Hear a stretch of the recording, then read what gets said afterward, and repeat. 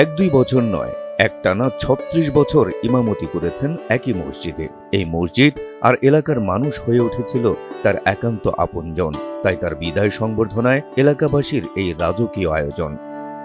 3 যুগ আগে টাঙ্গাইলের মির্জাপুরের নতুন কহেলা জামে মসজিদে মাত্র 600 টাকা বেতনে ইমামের দায়িত্ব নিয়েছিলেন মাওলানা মোহাম্মদ শাহজাহান খান। অবসরের আগে তিনি বেতন পেতেন 17,500 টাকা। বিদায় সংবর্ধনা অনুষ্ঠানে পেনশন হিসেবে মসজিদ কমিটি তার হাতে তুলে দেয় 9,03,000 টাকা, সঙ্গে হাজারো গ্রামবাসীর নিখাদ ভালোবাসা। তাদের মসজিদের ইমাম সাহেবকে কিভাবে দেখেন আপনারা রাজকীয়ভাবে বিদায় দিয়ে রাস্তার দুপাশে আমাদের গ্রামের সকল পর্যায়ের নারী পুরুষরা তাদের প্রাণপ্রিয় ইমাম সাহেবকে বিদায় করার দেওয়ার জন্য তারা যে তাদের হৃদয়ের আকুতি, তারা যে তাকে কিভাবে ভালোবাসে, তারা তাদের ইমাম সাহেবকে কিভাবে বিদায় দিল, এটি বাংলাদেশের অন্যান্য গ্রামের জন্য উদাহরণ হয়ে যাবে। আমরা এবং গ্রামবাসী সকলেই ওনার এই ইমামতিতে খুবই সন্তুষ্ট এবং খুবই সন্তোষজনক।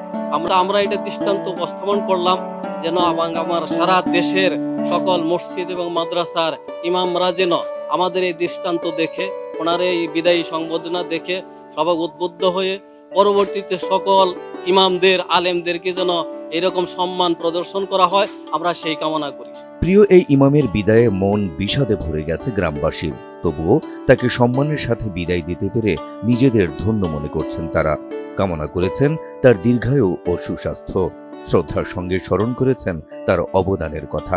আমাদের এই ইমাম সাহেব উনি 1991 সালের জানুয়ারি মাসে এই আমাদের এখানে যোগদান করেন। তো পরের থেকে উনি আমাদের গ্রামের একটা মক্তব আছে, এখানে সকালবেলা ছেলেদের উনি কোরআন শিক্ষা দিতেন এবং উনি 5 ওয়াক্ত নামাজ সুন্দরভাবে এখানে সবার এবং হাদিস সহকারে উনি হলো এই বাংলাদেশের সবচেয়ে লালবাগ যে আছে সেখানকার ছাত্র, সেখান থেকে উনি মৌলানা পাস করছেন। তারপরে উনি আমাদের এখানে যোগদান করেন।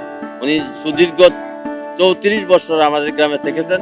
একজন অত্যন্ত সরল সহজ মানুষ উনি। ওনার সাথে আমরা আন্তরিকভাবে ছোটকাল থেকেও দেখছি। এমন ভালোবাসায় সঙ্গত কারণে আবেগাপ্লুত ইমাম মাওলানা মোহাম্মদ শাহজাহান খান সবার জন্য দোয়া করে নিজের জন্য দোয়া চাইলেন তিনি।